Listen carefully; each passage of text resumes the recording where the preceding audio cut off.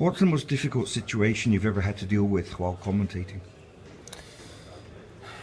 I think when you go to commentate on a football match and people don't come home from that football match.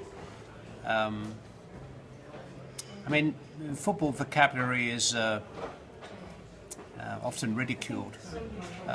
Since witnessing the events at the Heysel Stadium in 1985, the European Cup final, I have never used the word disaster or tragedy to describe a goalkeeper allowing the ball to roll through his legs. That's not a disaster or a tragedy.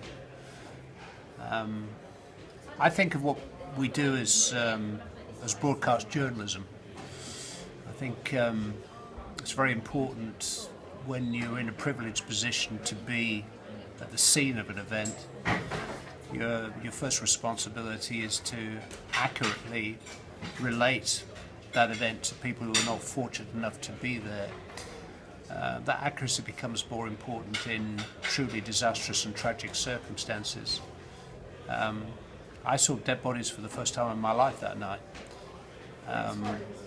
I was actually commentating live on radio when the wall collapsed. People started to die.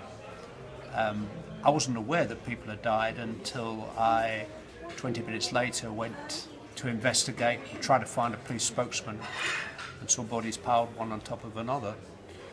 People had just come to watch a football match. And then, as you're heading back to the microphone, because I wasn't live at that moment, at that time I had to go back to a fixed point to describe what I'd just seen.